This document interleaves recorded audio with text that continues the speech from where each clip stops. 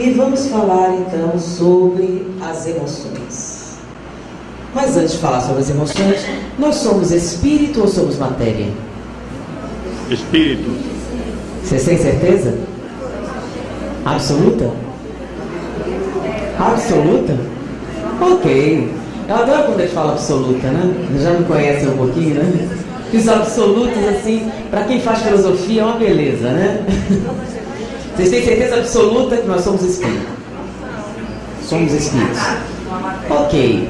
Se nós somos espírito, vamos pegar uma jovem senhora, doce, agradável, suave, que todo mundo reconhece de uma calma espetacular, que uma vez por mês se transforma numa megera horrorosa, que grita e se altera. Qual o problema dela? É uma obsessão que dá uma vez por mês? A TPM? Isso existe ou é psicológico? Está no corpo ou no espírito? É no espírito? A TPM está no espírito. Se manifesta uma vez por mês e vem do espírito? Ah, está onde? Na matéria? Ah, então nós somos... Então, muito bem, ela é doce ou ela é nervosa? É o quê? Do corpo ou do espírito? Ah, então nós somos espírito? Não, não somos. Somos não. Não somos. Mas não somos. Tanto que no livro dos Espíritos eles colocam outro nome. Não. Espírito é o quê? É você fora da matéria. Como é o nome que se dá ao espírito encarnado? Ah, por que eles foram dar dois nomes se é a mesma coisa? Pois é porque deve ter algum motivo. Às vezes a gente não alcança, mas tem. Então o fato de nós não alcançarmos significa que nós temos que estudar mais, que nos aprofundarmos mais, porque nós não somos espírito, nós somos a interação espírito-matéria. E justamente porque a matéria tem um papel significativo no nosso comportamento, nós chamamos de alma, para diferenciar do espírito fora da matéria. Para a gente ver a diferença, muitas vezes, quando o médium vidente vê alguém fora do corpo, ele é tão diferente que se ele encontrasse com ele mesmo, não reconheceria. Porque o corpo interfere no nosso comportamento muito mais do que nós imaginamos. Para ter uma ideia, TPM. Então, no final, o espírito é calmo ou não é? O corpo interfere a tal ponto que muitas vezes são essas situações que nos dirigem. Para identificar isso bem, imaginem que esse retângulo aqui representa o nosso processo evolutivo. Então aqui nessa primeira fase nós temos o início do processo evolutivo. E aqui, teoricamente, nós temos o ápice do processo evolutivo. Só que o processo evolutivo, ele se dá da seguinte maneira. Isso aqui são dois triângulos. Esse daqui representa a influência física. E esse aqui representa a influência espiritual. A influência física e espiritual é a mesma em todas as fases do desenvolvimento evolutivo? Não. Então imagine que no início nós temos 1% de influência espiritual e 99% de influência física. Nesse momento, o que é que nós somos? A interação espírito-matéria. Porém, a proporção da influência material é de 99%. Logo, nós, aqui, nesta fase, Freud explica, né? A culpa é da mãe, a culpa é da família, da convivência, do nível educacional, porque a influência do meio é determinante na formação do comportamento. Por quê? Porque a influência espiritual é de apenas... Então nós poderíamos afirmar que nós somos aqui matéria? Não, porque ainda existe 1% de influência espiritual. Porém, todo comportamento nesta fase evolutiva é determinado pelo corpo físico. E o corpo físico interfere no comportamento? Então já falamos da TPM, mas vamos falar de um outro fenômeno interessante, estudado nas prisões norte-americanas. Descobriu-se, vocês sabem que agora nós estamos na época do DNA, né? Passamos pela época do cérebro e atualmente estamos na época do DNA. O estudo da genética, do comportamento e o que a genética afeta ou não. Estamos estudando profundamente, por exemplo, as influências do meio e as influências genéticas no comportamento, na mente, em diversas situações do organismo físico. E nisso eles fizeram um estudo genético nas prisões americanas e descobriram um fenômeno muito interessante. Nos chamados crimes de paixão, em penitenciárias masculinas, eles encontraram uma incidência fora do comum de uma anomalia genética chamada homens YY, duplo Y. O duplo Y não causa nenhum tipo de anomalia embriológica, ou corporal, ou fisiológica. Causa uma única alteração que surge a partir da puberdade. Como eles têm um duplo Y, eles produzem do dobro ao triplo de testosterona que o homem normal. Que alteração isso traz para o comportamento? A testosterona é um hormônio que aumenta o nível de agressividade.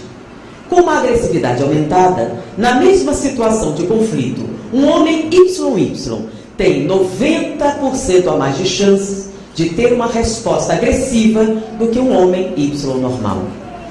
Diante disso, não é difícil entender porque há um grande número de presos nos chamados crimes. O que é um crime de paixão?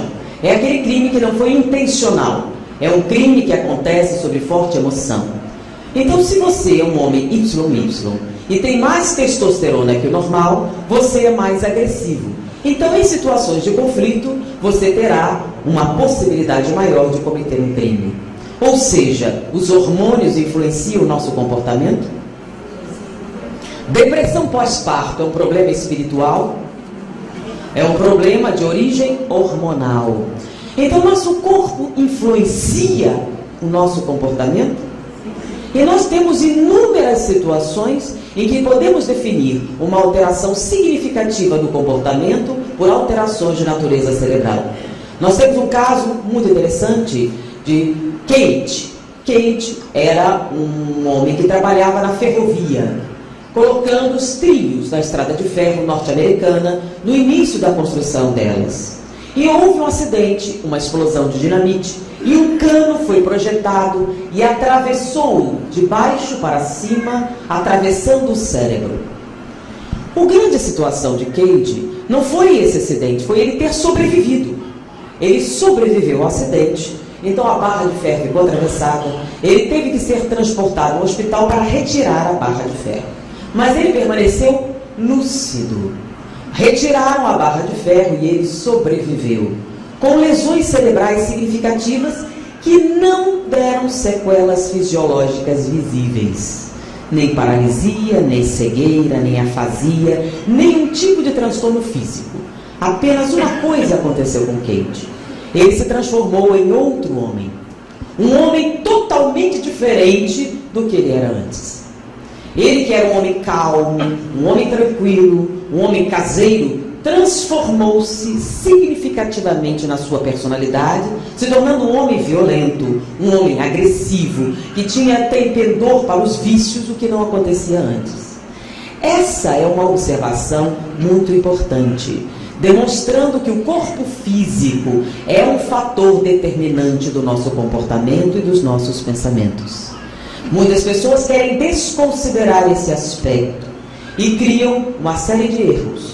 Por exemplo, transtornos de natureza mental não são necessariamente transtornos de natureza espiritual. Existem os chamados transtornos psicológicos, que são aqueles frutos da alma, da vivência atual, que é capaz de levar muitos comportamentos a se alterarem sem que haja determinantemente uma influência espiritual. Então, nesse nível evolutivo, nós podemos dizer que o fator físico é determinante. Mas se nós chegarmos nessa fase aqui, onde nós temos 50% de influência física e 50% de influência espiritual, como fica nesse momento a determinação do comportamento? Nós somos espírito? Somos a interação espírito-matéria. Nós sofremos a influência da matéria de maneira significativa. Metade é espiritual, metade é física. E diante dessas circunstâncias, nós podemos pender para fatores espirituais ou fatores físicos. Nesse nível aqui superior, como é que fica? Nós temos 99% de influência espiritual e 1% de influência física. Nós somos espírito, somos a interação espírito-matéria.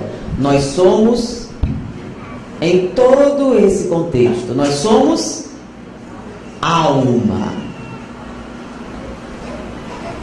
Quando é que nós deixamos de ser alma? Quando não precisamos reencarnar mais. Então você não será mais alma, porque a influência do corpo deixará de existir. Mesmo que você reencarne, a influência corporal será o quê? A influência corporal era forte em Jesus? Não. Por quê? 99? Se você saiu da roda das reencarnações, o fator determinante do seu comportamento é o espírito. Então podemos dizer que você é um espírito. Mas enquanto o corpo influenciar as suas respostas, você é alma. Então nós aqui somos o que mesmo? Alma. Por quê? O corpo influencia. Por exemplo, como é que a gente pode saber disso? Nós somos o que somos por causa de quê? Por causa do pai e da mãe, por causa da educação, por causa das condições socioeconômicas. Será que se nós nascêssemos num local sem nada disso, nós seríamos a mesma pessoa? Se não, nós somos influência de quê? Do meio. Do meio. E a influência do meio vem de onde? Chico Xavier. Vamos lá. Chico Xavier reencarnando no local de melhor condição, seria Chico Xavier? Sim ou não? Vamos lá. Chico Xavier sofreu abuso na infância, abuso físico e mental, torturas físicas e psicológicas. Pela ciência, ele deveria ser um psicopata, não é verdade? Não é o que justifica a existência do psicopata? Então ele sofreu tudo isso, ele era um psicopata? Logo, vou perguntar novamente, reencarnando no local de melhor situação, ele ainda seria Chico Xavier? Seria, porque se ele encarnou numa situação das mais difíceis e manteve o quê? A sua integridade espiritual, a influência dele é maior aonde? Então, se a sua influência espiritual é maior, independe de onde você reencarna. O fator determinante do seu comportamento é espiritual. Logo, a influência física ou espiritual depende do quê? Do nível evolutivo.